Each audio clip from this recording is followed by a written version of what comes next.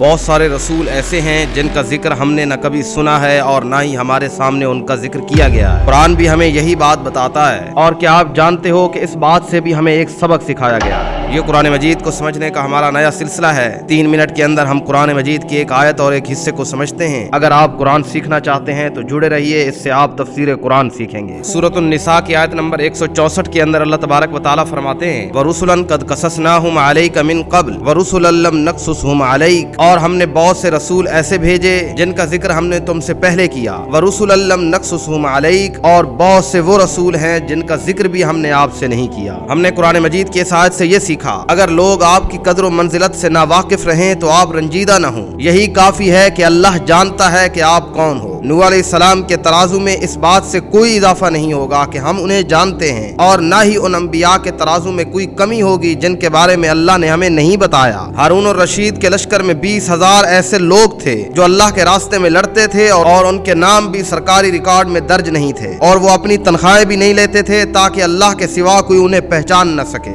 صائب بن اقرا رضی اللہ تعالیٰ عنہ نے حضرت عمر بن خطاب رضی اللہ تعالیٰ عنہ کو نہاوند کے شہداء کی خبر دی تو انہوں نے لوگوں کے اشراف اور بڑے سرداروں کے نام گنوائے، پھر کہا کہ اور وہ دوسرے عام لوگ ہیں جنہیں امیر المومنین نہیں جانتے، یعنی وہ بھی شہید ہوئے اور میں ان کا نام نہیں لے رہا۔ تو حضرت عمر رضی اللہ تعالیٰ عنہ رو پڑے اور فرمایا اس سے انہیں کوئی فرق نہیں پڑتا کہ عمر انہیں جانتا ہے کہ نہیں جانتا، لیکن اللہ تو انہیں جانتا ہے۔ تو فرق اس سے پڑتا ہے کہ اللہ تمہارے کام کو جانتا ہے، اس سے نہیں پڑتا کہ لوگ جانتے ہیں یا نہیں جانتے۔ کیا آپ نے اس گمنام مجاہد کے بارے میں نہیں سنا کہ جب حضرت سعد بن ابی وقاص نے مدائن کو فتح کیا تو شہر میں اسلامی لشکر کا قبضہ ہو گیا، مال غنیمت جمع کیا جانے لگا۔ ایسے میں ایک گمنام مجاہد کپڑے میں لپٹی ہوئی کوئی چیز لے کے حضرت سعد بن ابی وقاص کے پاس آیا۔ اس نے کہا امیر الجیش، میں آپ کی خدمت میں یہ امانت دینے آیا ہوں۔ جب حضرت سعد نے اس لپٹی ہوئی چیز کو کھولا تو وہ مدائن کے بادشاہ کا قیمتی تاج تھا۔ اس کی مالیت اس قدر تھی کہ اگر وہ مجاہد اسے بیچ دیتا تو اسے ساری زندگی محنت و مشقت کی ضرورت نہیں تھی۔ اس مجاہد کو جب وہ تاج گرا ہوا ملا تو اس نے اسے چھپا کر رکھا۔ جب حالات معمول پر آئے تو یہ قیمتی تاج لے کر حضرت سعد ابن ابی وقاص کی خدمت میں حاضر ہوا اور اسے بیت المال میں جمع کرایا۔ حضرت سعد اس کے اخلاص اور ایمانداری پر حیران رہ گئے۔ حضرت سعد نے متاثر ہو کر اس سپاہی سے پوچھا